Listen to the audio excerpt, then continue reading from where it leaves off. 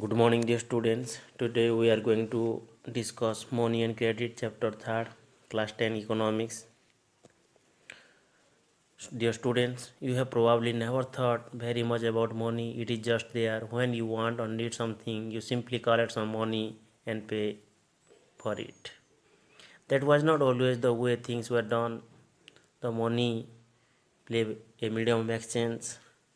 Nowadays, anything you want to purchase, anything you want to buy, just you have to collect some money and go to market and purchase anything as per our desire and wishes.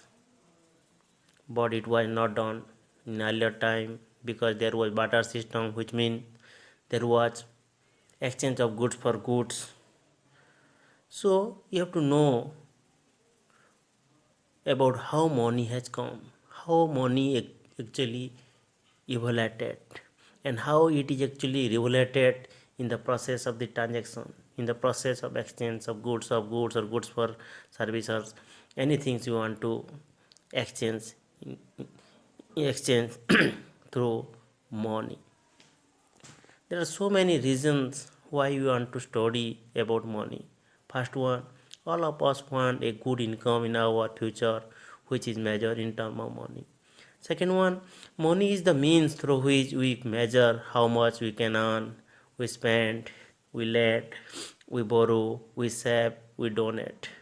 To earn economic wealth, managing money is no way less important than earning. Studying about money and credit enable us to make wise economic decisions like allocations, investments, saving, expenditures. All these economic activities you have to do through the money. So money is called as the blood of the economy, just like the blood of the human beings or the living being. Without blood, no living being can survive. Without money, no economy will survive. It will stand still and in morbid stage. So you think about the value of the money in the economy, value of the money in our life. It is play a very vital role for all the things in our life. Let's discuss in details about money in these chapters. These are the some major learning objectives after. Now you are going to discuss major learning objectives. Dear students, after discussing the chapter money and credit, you all will be able to know different phases of evaluations of money, definition, features, functions, and significance of money.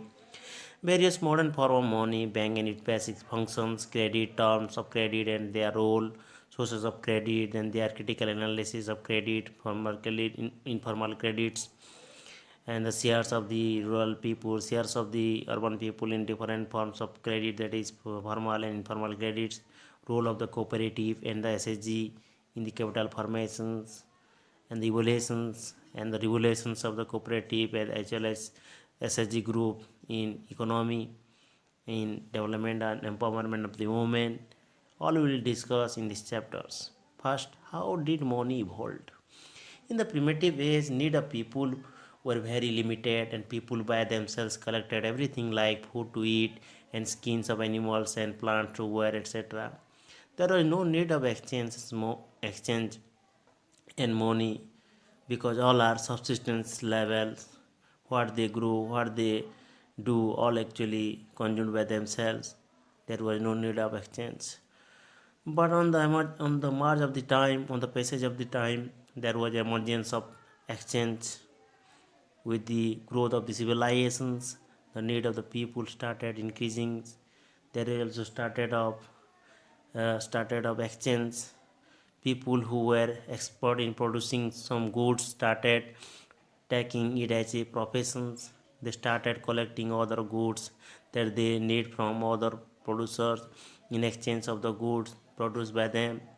Example, a person's making stones tools give the tools to the hunter and gets meat against these tools, which lead to development of barter systems. Then here question arises, what is barter system? This is a system of direct exchange in which commodities are exchanged for some other commodity without using any medium of exchange. Without using any medium of exchange means it is exchange for goods or for goods, goods for goods or service for service. So this is a good system that it was prevailing in earlier time. What are then what are the main features of barter system? First one, it is the old and exchange system. Goods or services are exchanged swap for other goods or services directly. There was no common measures of value, no money or other medium of exchange was used. Double coincidence of the one is an essence of the barter systems. You have to instill in your mind, you have to remember that the first one to last one, that is five numbers features. Feature number 5 is very important for better prevailing a barter system, that is double coincidence of ones, which is the most in barter system. Then what are the advantages of barter system? First one, it is a direct exchange system and therefore needs could be satisfied immediately. No medium of exchange is required. Low transactions time is required, which help the people to avoid the risk of change in value over time. Then what are the limitations of the barter? Need of double coincidence of the ones, lack of standard measure of value, problem of divisibility, problem in storing value, problem of transferring value, deferred payment was not possible in barter system. These are the limitations of the barter system. Now, need of coincidence of wants, problem of Rambilas, the story that given, he is a potter, makes pots and want to exchange his pots for some clothes. He visited all nearby cloth makers, but none of them ready to give the clothes in exchange of his pots. They want something different against their clothes. To practice barter, there must be double coincidence of wants. Here, the problem that faced by Rambilas was non-coexistence of wants. So, for practice of barter system, there must be double coincidence of wants. Then commodity money, the most primitive type of money that is practiced was commodity money. Some useful commodity that is in general demand is used as a exchange of medium and may serve both as means of payment and measure of value. Example of commodity money, various commodity have historically served as money: cattle, tobacco, sugar, grains, nails, shells, hides, metal, etc. But the transaction is still essentially a barter trade of one good or service for another good. Limitation with commodity money, the same as it is barter system: lack of standard measure of value, problem in storing value, problem of transferring value, deferred payment is not possible in commodity money. Just like commodity money, cattle money also same problem. To overcome the problem of transfer of value with commodity money, people started using uh, cattle as money. Domestic animals having common utility were used as medium of exchange. The animals were known as cattle money. Then, what are the limitations of cattle money? Need of double coincidence of wants, lack of standard measure of value, problem in storing value, problem of transferring value, deferred payment is not possible, and problem of duality. All the limitations of the barter system also here are seen. So, then new form of evolution was take place, that is metallic money. Some previous metals, precious metals like gold, silver, etc., having common utility, were started using as medium of exchange, which were known as metallic money. These were easy to store and not get damaged. Conveniently carry from one place to another and divisible in smaller parts. So it is the convenience of metallic money. Then way to modern coins started adding symbols to express value. It give a standard measure of value to the modern coins, and standardized with weight, size and color. Old precious metal were also replaced with less costly metals. The gold, silver was replaced by steel and chromium coins. Then four major types of deposit accounts. You have to discuss this later on. First, money can be anything. Then here question is, how can be money be defined?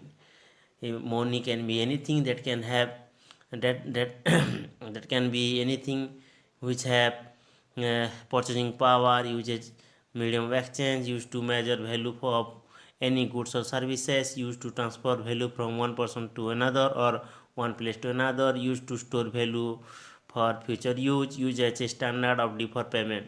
These are the some important basic features of a money. So here, after informing all these things, we can know that money is anything which is acceptable by the people which have purchasing power. Function of money: the four important functions of money are medium of exchange. We can exchange anything by using money. Then second one is store of value. Money is store of value, which means it is safe and accessible store of wealth as it is maintains its purchasing power in future also. Then measure of value: we can measure in term of money anything. It may be goods, it may be service. You can use or measures uh, value of anything in term of money. So money play a measure of value in our life. Then the most important functions of money, that is transfer of value. We can transfer the value of to one person to another person, and there is no decrease of value of the money. Then the last one, standard of deferred payment: you can repay anything in futures by using money. These are the some functions of the money. Now we are going to discuss money in India. The coins and paper currency of paise and rupee are generally accepted as medium of exchange or money in India. Paper currency note and metallic coins for denominations of rupees 2 and above are issued by Reserve Bank of India in permissions of Finance Ministry of the central government. At present, it issues coins and notes of rupees 2, 5, 10, 20, 50, 100, 200, 500 and 2000. Rupees 1 and its subsidiaries are issued by the Ministry of Finance. It issues coins of rupees 1 and 50 paise. Other names of modern currency: symbolic or token money. As the currency notes and coins have no or very less intrinsic value but represents a higher value, therefore they are called token money. High power money: currency notes and coins are called high power money because they represent higher value, high power than their actual value. Then legal tender money: the rupee notes and the coins in India are called legal tender money because they possess a legal value and no one can legally refuse any payment made through these. All the money that is issued by Reserve Bank of India are legal tender because it is authorized by the government of India. Then you have to discuss about the definition of bank and its functions. Bank is a financial institution who deals with money and credit as its regular course of business. It accepts deposits from the depositors and grant loan to the needy borrowers. Functions of the bank: what are the functions? First one is accepting deposits. Second one, granting loans, providing safety to valuables of customers, transferring funds from one place to another for customer, accepting payment for customer, making payment on behalf of customer, paying electricity bills, insurance premium, and any others payment that actually done in bank. Main functions of the bank, that is the bank deposits money as depositors and tax loans as borrowers. Major types of deposits: the most important major type of deposits are demand deposits and time or term deposits. The features of demand deposits are withdrawable at any time on demand. It includes deposit in current account as well as in saving accounts. But in terms or time deposits, withdrawal after a certain period of time. It includes deposit in fixed deposit account and recurring deposit account. Four major type of deposit accounts are: current deposit account, no restriction in deposit, no restriction in withdrawal, no interest is paid by the bank or deposit. Main purpose of opening such account is to provide safety to customers case. Rich businessmen and organizations open uh, current deposit accounts for their safetyness of the case. Saving deposit account: no restriction in deposit. Withdrawal is possible at any time subject to some restrictions. Low rate of interest, that is 3 to 4% of interest is paid by the bank on deposits. Main purpose of opening such account is saving and meeting on certain urgencies of the customers. Small businessmen and people with low or moderate income open saving banks accounts. Then recurring deposit account. Fixed amount is deposited at fixed interval for fixed periods. Withdrawal is only possible on maturity. Good rate of interest is paid by the bank on deposits. Main purpose of opening such account is capital formations and saving. People with regular income usually open this type of account or recurring deposit account.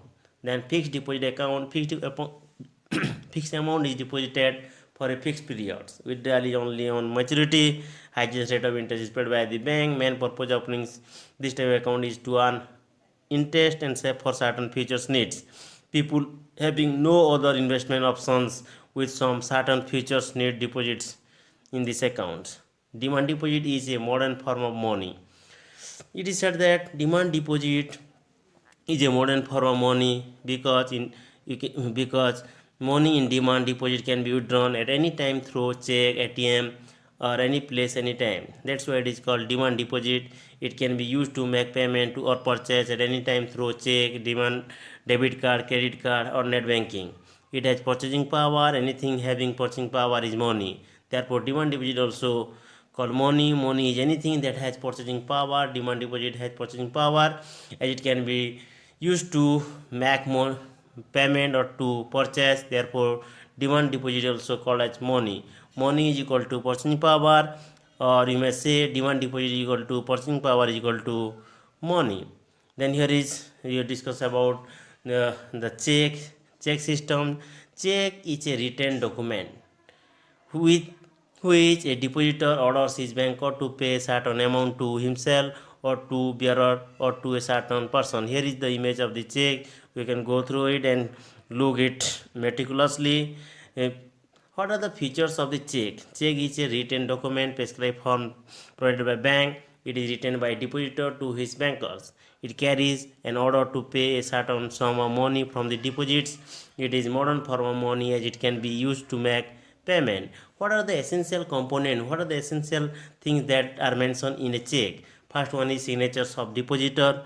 Second one is name of the pay, that is self, bearer, or any third party. Amount must be specified and written in both words and numbers. Date of drawing or making, account number of the depositor. These are the some important components or things that to be mentioned in the check.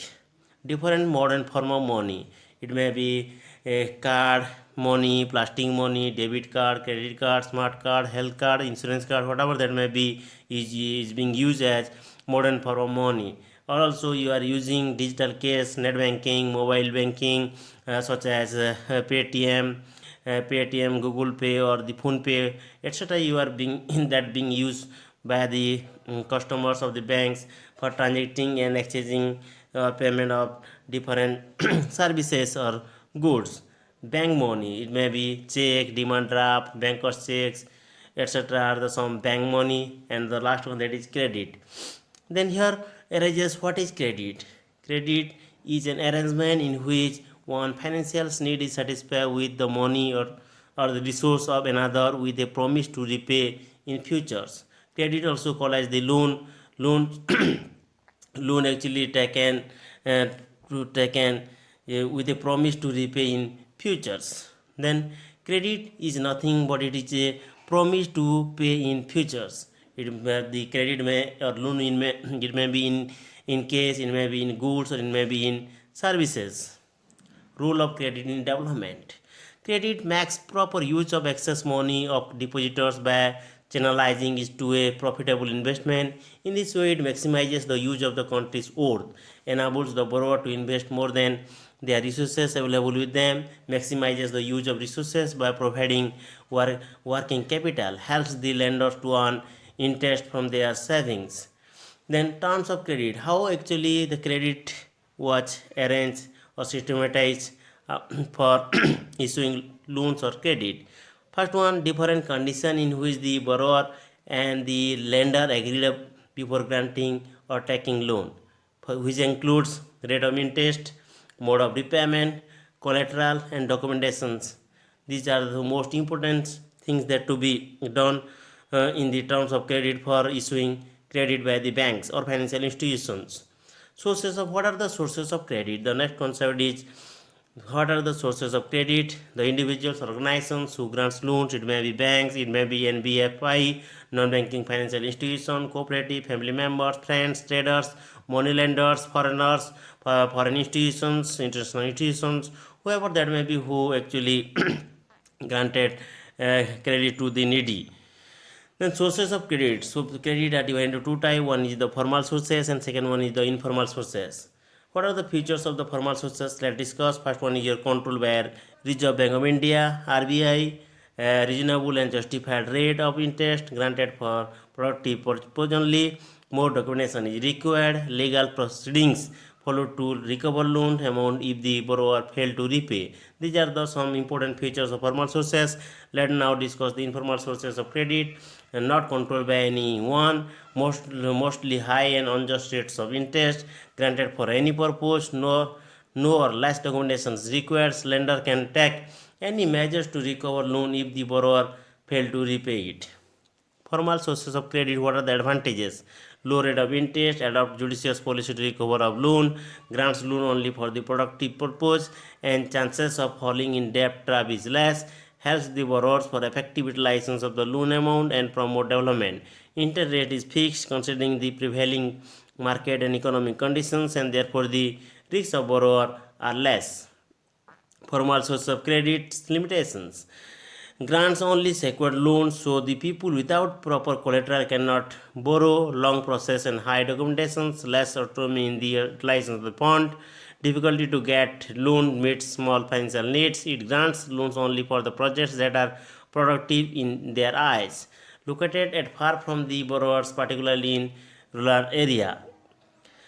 Then, what are the advantages of the informal source of credit? Very easy process and instant credit, less or no documentations, full or high level of autonomy in utilization of fund, free to fix the loan amount and time and mode of repayment. Loans are granted to meet all kinds of financial needs.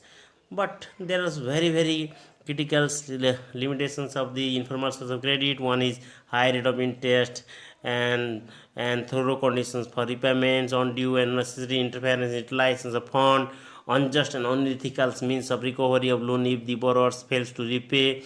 Mostly grants loans for the unproductive purposes, which is detrimental to the interest of the borrower as well as the economy. Then your question is, do credit is always beneficial? Obviously, no. Credit sometimes may be a burden for the borrowers and may lead to debt trap. Credit can be burden mostly in the following circumstances. First one, if borrower borrowed at a very high rate of interest, if borrowed money used for unproductive purposes, if invested in a business with high risks of failure, delay in repayment of loan increases the burden as the amount grow in cumulative interest. Failure to repay the loan may cause charge on the property of the borrower which has been kept as security against the loan, and taking fresh loan to repay the previous loan and fall in debt trap. Recovery from the which become very difficult.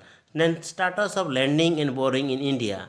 In India, both formal and informal sources of credit is working simultaneously. Major part of the formal sector lending goes to the large industrial sectors, small borrower, that is small farmers, labor class, small artisans, businessmen, etc. mostly borrow from informal sectors.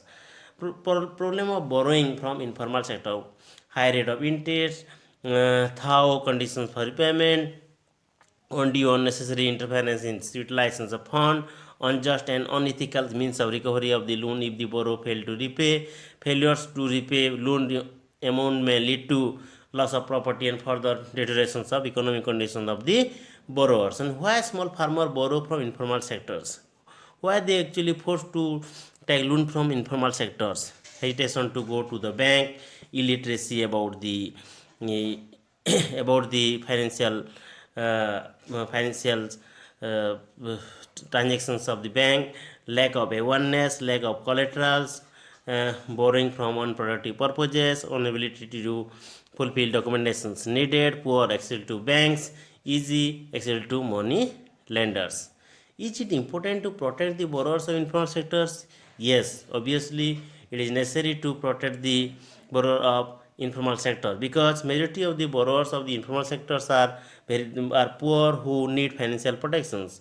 To protect the borrowers from the exploitations of the speculative moneylenders, informal sector lending and the interest earned on it is not taxed, and therefore these are black money. This often leads to conflict between borrowers and the lender, which sometimes creates critical law and order situations. Unproductive loans can be used to finance illegal business. Measures to protect the borrowers of informal sectors.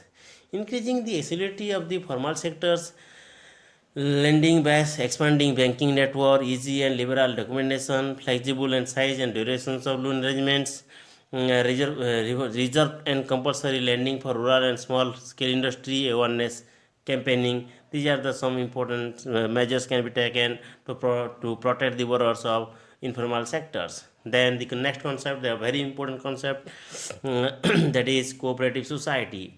Cooperative society is an organization of people joins for mutual help. Development of the members is the main motto and purpose, but not earning profit. Registered under Cooperative Society Act 1860. Minimum 10 members are required to form a cooperative. There are different types of cooperative. It may be farmers cooperative society, producer cooperative society, weaver cooperative society, customer cooperative society, or cooperative society, credit society. Whatever may be it may be, the main motto behind the formations of the cooperative society is to help the member of the society who is in needy. The role of cooperative society in the capital formations. Cooperative accumulates its capital with the contributions of the members. Sometimes they tax loan from the banks and non-banking financial institutions in the name of cooperative, and use of fund either in collective investment or grants loan to the.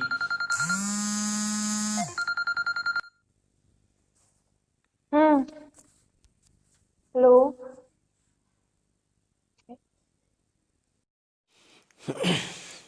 Today we discuss the next concept, that is role of cooperative society in capital formations. Cooperative accumulates its capital with the contributions of members. Sometimes they take loans from the banks and non-banking financial institutions in the name of cooperative, and use fund either in collective investment or grants loans to the needy members of the society. They charges a low rate of interest, as their motive is not to earn profit for the development of economic condition of its members.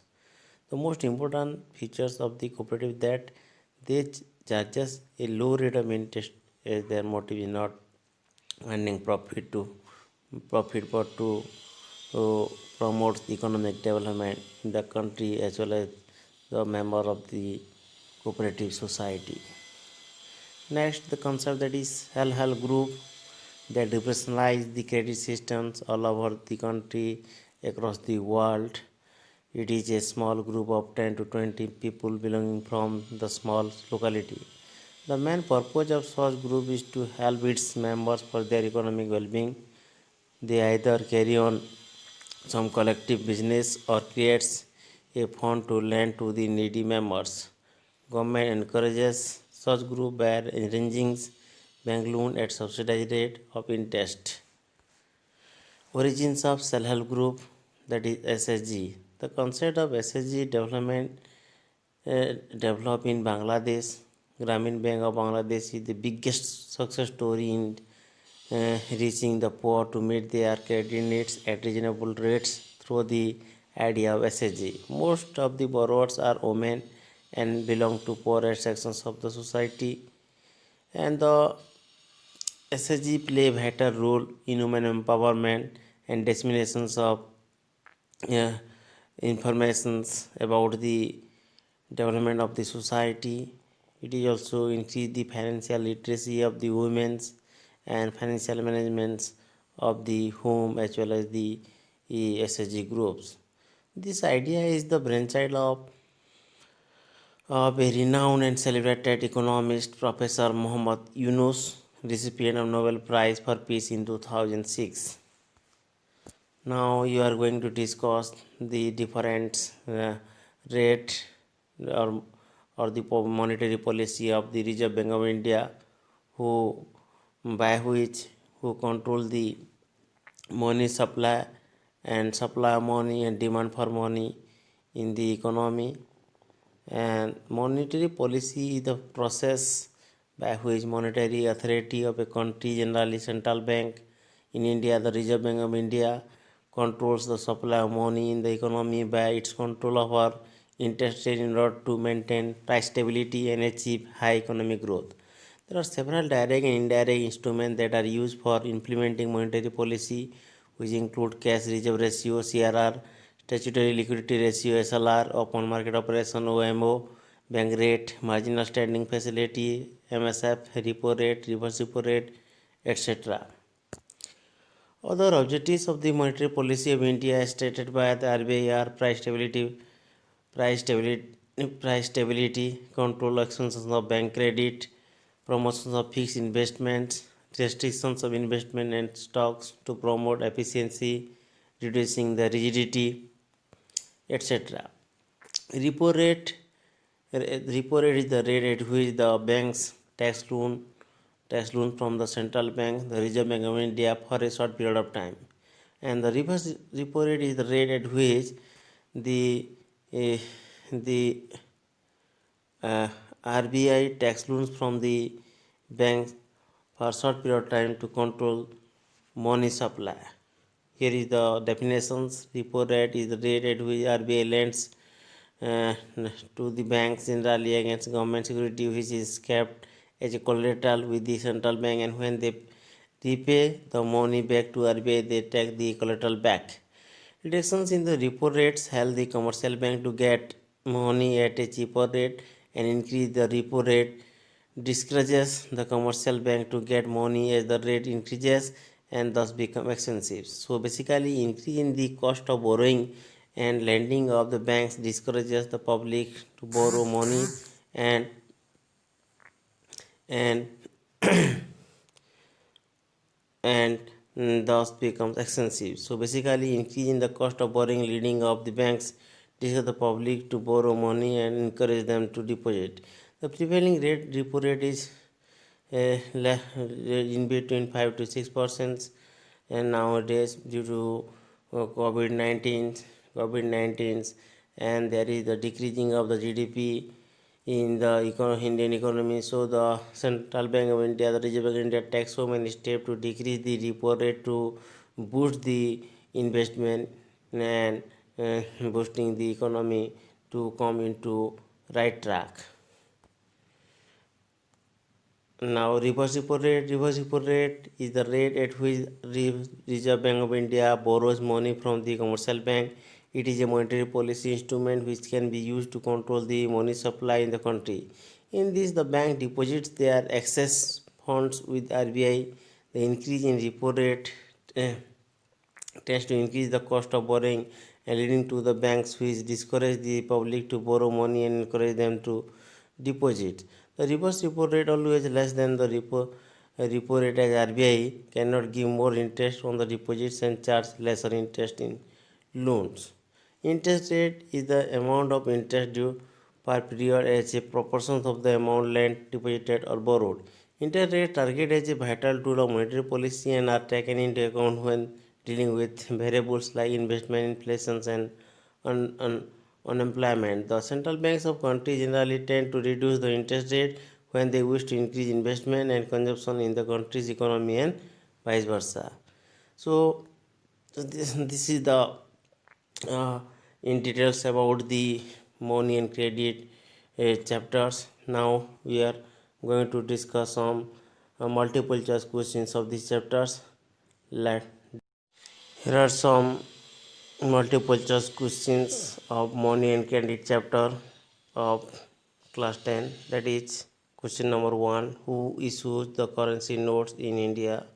Out of the four options, the option number third, that is only Reserve Bank of India can issue currency notes. Question number 2: which which among the following banks issues currency notes on behalf of the central government in India? That is Reserve Bank of India. What Question number third: what what do the banks do with the deposit which they accept from the customers? Banks use a major portions of deposit to extend loans. Question number 4: what is the main source of income of the bank? The difference between What is charged from the borrowers and paid to the depositor is the main source of bank's income. Question number 5. An agreement in which the lenders supply the borrower with money, goods, and services in return for the promise of future payment referred to credit, or you may say loan. That is option number 3. Which body or authority supervise the functioning of formal sources of loan? That is Reserve Bank of India. Option number 3. Question number 7. Money lenders usually demand a security from the borrower. What is the formal word used for the security such as land, vehicle, livestock, building, etc.? That is option number B, collateral.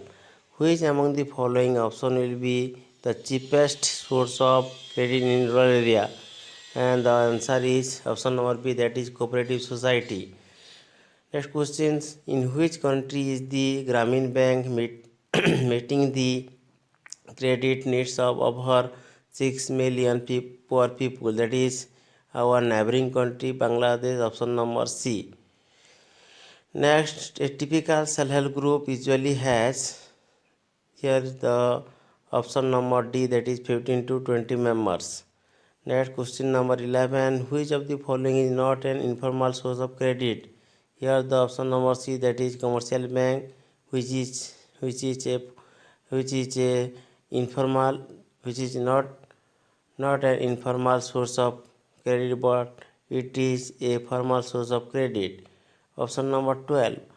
Which is which Where is currency accepted as medium of exchange? Because the currency is authorized and legal tender by Government of India. That is option number A. Tax be the defined as anything which is generally accepted by people in exchange of goods and services or in repayment of debt, that is money. In India, the law legalizes that the use of debt as a medium of payment and cannot be refused in settling transaction, that is rupee. In money as medium of exchange has removed the problem of double coincidence of wants. And modern form of money include currency which are paper notes and coins. DEX help in pooling saving from their members who are the poor women to meet their credit needs, that is self-help groups. The shares of the formal sector credit is higher for richer households as compared to the poor households in India. The absence of collateral as a guarantee is a major cause that prevents poor people from obtaining loan from the formal sector such as commercial banks. Surrenders of notes to the banks by the government by a specific period and receive new currency notes called demonetizations. Give an example of digital banking. Here, ATM card is an example of digital banking. What eliminates the need for double coincidence of one? That is, money eliminates the double coincidence of one. Since money acts as an intermediate in exchange process, it is called medium of exchange. Now, these are some questions that we discuss in the chapter money and credit. Thank you.